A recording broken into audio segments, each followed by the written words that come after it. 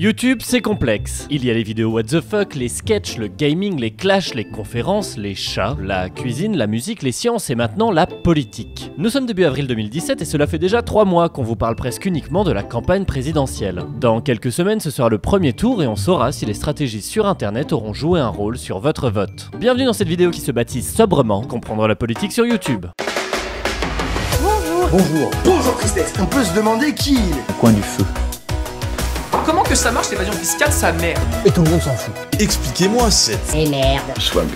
Si vous ne vous êtes jamais intéressé à la politique sur YouTube, vous avez besoin qu'on vous déblaye un peu le terrain. Voici donc un résumé particulièrement rapide et non exhaustif de l'histoire de la politique sur YouTube. Les premiers youtubeurs à axer leur contenu sur la politique sont Chris de Minute Papillon et Usul. C'était en 2011. On voit ici que les éditeurs se montrent assez circonspects face à ce nouveau mode de financement qui pourrait bien remettre en question leur monopole, leur position et qui pourrait les forcer à réévaluer leur rôle dans la chaîne de production du jeu vidéo.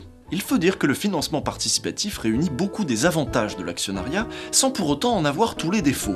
Usul parlait politique au travers du jeu vidéo et Chris faisait des sketchs en parlant de sujets de société en accéléré. De toute façon, il n'a pas le choix, il doit se fier à la majorité. Bonjour, Minute Papillon. Dieudonné est un enfoiré d'antisémite. J'ai fait un jour une quenelle, mais je savais pas ce que ça voulait dire, on m'aurait menti. Dans les premières chaînes politiques, il y a aussi Égalité et Réconciliation, la chaîne d'Alain Soral qui a été créée dès 2010. Depuis sa création, YouTube a énormément évolué, les créateurs se sont professionnalisés, les contenus se sont diversifiés. On a vu arriver des personnes comme Nota Bene, Dani Caligula, YPensé, Axolot et j'en passe. Le youtubeur est passé du statut d'humoriste dans sa chambre à celui du pédagogue et parfois même à celui d'expert sur des sujets comme la biologie ou la philosophie. À partir de 2013-2014, on parle vraiment de tout sur YouTube et si on peut parler de tout, pourquoi pas de politique. Bonjour Tristesse. Vous êtes bien dans le pays où 30% d'ignorants votent pour des intolérants, incompétents. Préférez le fusil à la cravache, pourquoi pas. Au pays des beaufs et des aveugles, le borgné roi. Mets-les au pouvoir juste une fois demain si t'as besoin de te convaincre que ce sont des bons à rien. C'est véritablement en 2015 que la politique se démocratise sur YouTube. Pas mal d'événements favorisent cela. Il y a les rassemblements Nuit debout contre la loi travail, la COP21 qui aura rassemblé beaucoup de youtubeurs autour de Nicolas Hulot. Il y a un rendez-vous historique en décembre à Paris, la COP21. Ce nom, il est vraiment nul. Mais bon. Tous les chefs d'État du monde vont se réunir pour prendre des décisions sur le climat. C'est une occasion en or pour leur rappeler Qui les a élus et pourquoi ils sont à ce poste? Comment faire pression? En signant la pétition. On signe. Faites entendre votre voix. chaque signature compte. Chaque voix compte. Et enfin, malheureusement, autour des nombreux attentats. Vous croyez quoi? Que vous pouvez faire les blagues que vous voulez? Que vous pouvez faire ça impunément? J'aurais tenté de répondre oui, mais j'imagine que c'est pas la bonne réponse. Vendredi à Paris, il s'est passé des événements catastrophiques. On n'a pas tous fait Sciences Po et on n'est pas tous capables de comprendre ce qui nous passe sous les yeux sur nos réseaux sociaux. Passé le premier choc chez Mademoiselle, on a tenu à te faire cette vidéo pour t'expliquer avec nos mots ce qui s'est vraiment passé. C'est aussi l'année où sont créées des chaînes 100% politiques dont on va pas mal parler aujourd'hui. C'était l'histoire de la politique sur YouTube. Si l'on voulait dresser un panorama des chaînes YouTube politiques, il faudrait les séparer en 4 catégories. Les détournements, les chaînes de décryptage, les chaînes d'opinion et les chaînes des politiciens. Commençons par les détournements.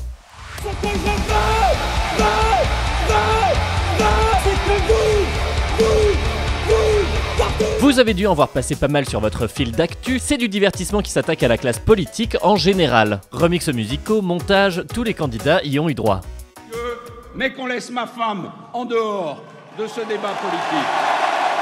Ensuite, il y a les chaînes de décryptage. C'est un peu le c'est pas sorcier pour la politique. C'est de la pédagogie. On vous passe de l'info de manière sympa, on vous informe sur les programmes des candidats, on anime des débats. Ici, on veut aider les gens à comprendre la politique de manière objective et pour ça, on laisse son opinion de côté.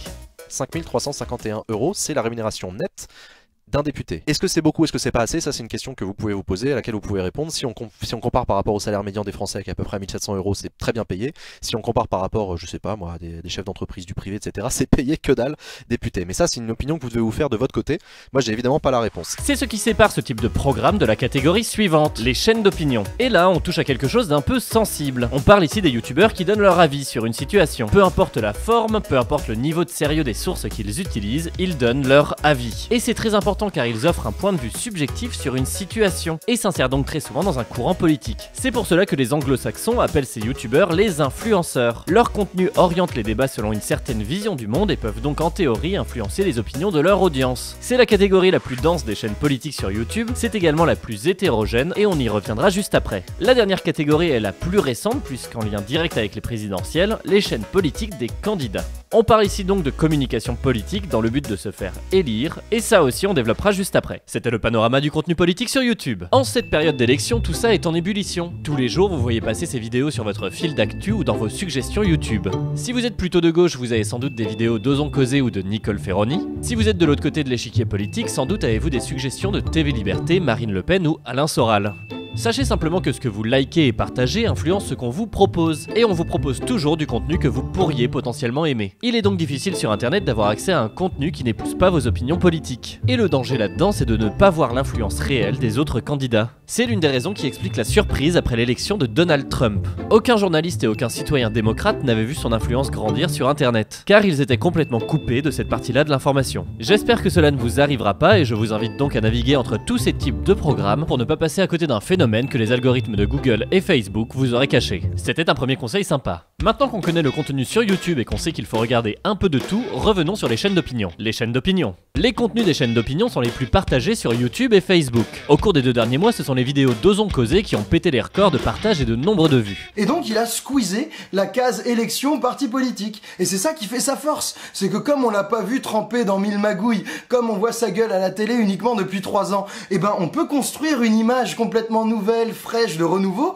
alors qu'il n'y a pas plus insider, qu'il n'y a pas plus coutumier du vrai pouvoir, le vrai pouvoir technocratique qu'Emmanuel Macron. C'était en somme le candidat idéal pour nous arnaquer à cette élection présidentielle. Lorsqu'on sait qu'une émission politique sur France 2 fait 2 millions de téléspectateurs, on ne peut qu'être impressionné par des vidéos qui touchent plus de 8 millions de personnes en quelques jours, et on est en droit de se demander pourquoi un tel engouement pour ce type de programme. Et je pense qu'une bonne partie de la réponse se trouve simplement dans le contexte. Depuis le début de la campagne, on assiste à un phénomène assez particulier auprès des politiciens et des journalistes, celui du « on l'avait vraiment pas vu venir ». Sarkozy, ancien président battu dès le premier tour des primaires, Juppé battu par Fillon, Valls par Hamon, sans oublier le président sortant qui ne se représente même pas. Tout le monde se plante. Les sondages, les professionnels du milieu se plantent. Dans cette situation, on est plus enclin à écouter des citoyens lambda sans formation. Et oui, si les experts n'arrivent plus à décrypter l'actualité, peut-être que des gens comme vous et moi ont une expertise intéressante sur ce qu'il se passe. Un contexte favorable donc. Puis il y a ce que ça rend possible. Grâce à YouTube et aux réseaux sociaux, on peut plus facilement mobiliser des gens pour une cause. On peut également alerter ses abonnés sur les dangers d'une loi, ou répondre aux déclarations des politiciens presque en direct. Le secret d'affaires, au contraire, Madame Le Grip, c'est ce qui permet actuellement à une entreprise comme Monsanto, grosse multinationale, de ne pas publier son rapport sur le glyphosate, vous savez, ce pesticide qui est cancérigène.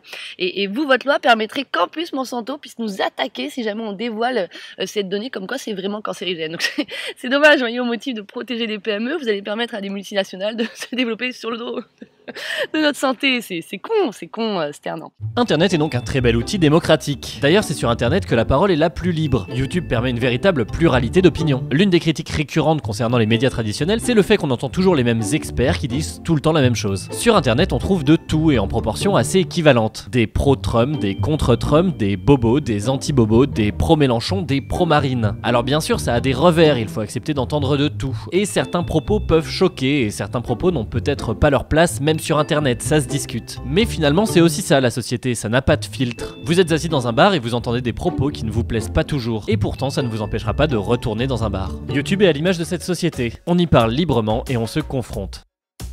On en arrive au présidentiel et aux stratégies sur internet des candidats. On trouve tout d'abord sur ces chaînes YouTube du contenu classique, des interviews, des meetings et des clips de campagne. Mais on va s'intéresser au contenu disons plus YouTube. Car pour la première fois dans cette campagne 2017, les candidats ont investi YouTube avec une réelle stratégie. On trouve des vidéos courtes dynamiques, des clips d'animation et des réponses en différé aux questions des internautes. Ma question est, est-ce que vous êtes pour ou contre le revenu universel en France?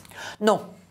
Je ne suis pas favorable à l'idée d'un revenu universel. Je crois que cette idée est à la fois fantaisiste, car infinançable, et très déprimante, car il s'agit d'un renoncement à permettre à chacun de vivre dignement des fruits de son travail. Mais le programme phare de cette campagne YouTube, c'est bien sûr les revues de la semaine. Nous avons là un candidat qui parle à ses abonnés face caméra et qui met en lien les propositions de son programme avec les actualités de la semaine. Il faut noter que dans le cas de Marine Le Pen, ce n'est pas elle-même qui s'en occupe, mais c'est son bras droit, Florian Philippot. Tous les candidats n'ont pas investi YouTube. Certains sont restés sur les contenus classiques, d'autres comme Macron et Fillon n'y ont eu recours que partiellement. Il faut noter le cas d'Asselineau qui lui propose des revues du mois depuis environ environ 2 ans. Donc vous le savez peut-être déjà, c'est Jean-Luc Mélenchon qui réussit le mieux sur ce terrain avec ses 250 000 abonnés, loin devant les autres candidats. C'est un score absolument énorme pour une chaîne d'un politicien. J'ai eu beau chercher, je n'ai trouvé que Barack Obama qui a plus d'abonnés que lui. Ça en dit long sur l'ampleur du phénomène. Bien entendu, c'est à vous de décider si vous trouvez que c'est une bonne chose ou non d'avoir nos politiciens sur YouTube. C'est vrai que ça peut choquer de voir Mélenchon envoyer des tweets à Cyprien ou Philippot boire des cafés entourés de références à la culture geek. Mais ce qui est certain, c'est que ces candidats ont réussi à souder une communauté autour de leur parti, et qu'ils ont un peu bouleversé les règles du jeu de cette campagne présidentielle.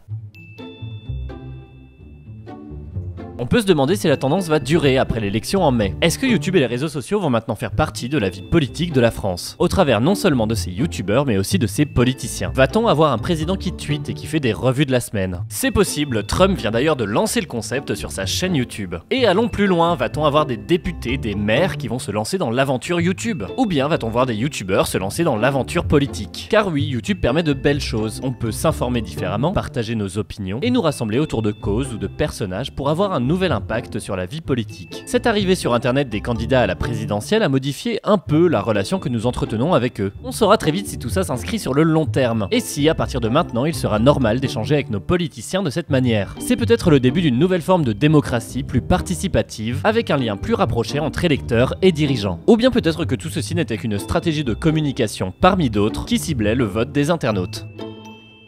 C'était la conclusion. J'espère que cette vidéo vous aura bien introduit au monde de la politique sur YouTube. Vous trouverez dans la description les sources et les extraits que j'ai utilisés. Merci à tous ceux qui partageront cette vidéo, qui laisseront un pouce bleu ou un commentaire. Si vous êtes encore indécis sur quel candidat soutenir, je vous invite à aller sur le site vox.org qui est un super comparateur en ligne des programmes. Vous pouvez aussi regarder les vidéos d'Hugo Décrypte et Cyrus North et la vidéo Les politiques font des vidéos de Mr JD. Une très belle journée à vous et à bientôt. Votez bien pour ceux qui votent. Bisous.